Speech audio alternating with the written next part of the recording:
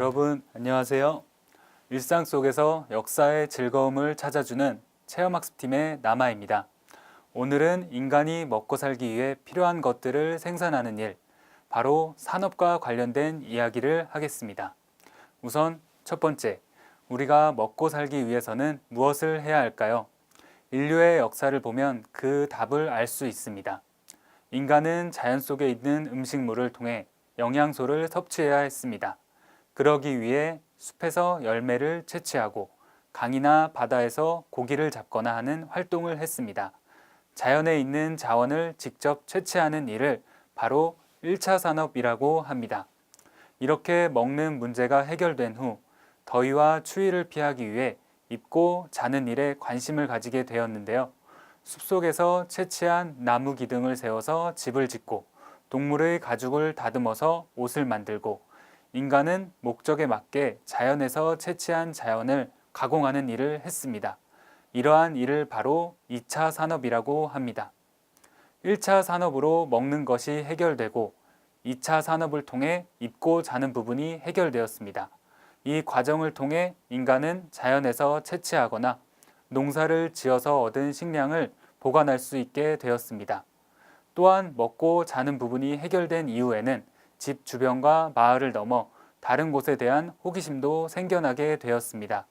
서로 다른 지역의 사람들이 여행을 떠나고 그 과정에서 다른 종류의 음식을 교환하는 등 서비스를 제공하는 활동이 생겨나기 시작했습니다.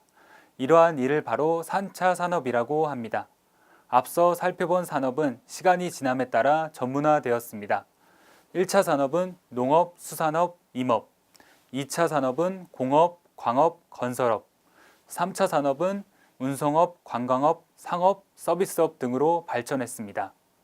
요즘 IT 기술의 발전과 인간의 창의성이 강조되면서 3차 산업 중 지식 집약적 산업을 4차 산업으로 분류하고 있는데요.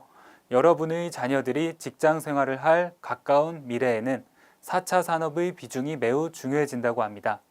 아직은 4차 산업이 무엇인지 감이 오질 않으신다고요? 온고지신이라는 말을 들어보셨나요?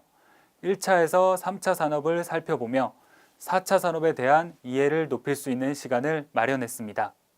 우선 인간의 삶에 있어서 가장 원초적이고 중요한 활동인 1차 산업을 이해하는 시간을 소개합니다.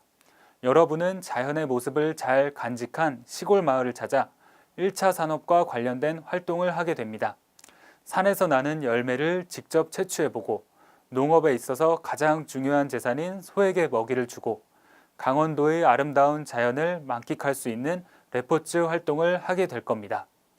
학교와 학원에서 수업을 듣고 버스나 택시를 타고 이동을 하며 핸드폰으로 친구들과 메시지를 주고받으며 사는 것이 당연해진 도심을 벗어나 가을 정취를 보며 1차 산업을 몸소 체험해보는 것은 인류의 역사와 삶을 이해하는 데 큰 도움이 될 겁니다.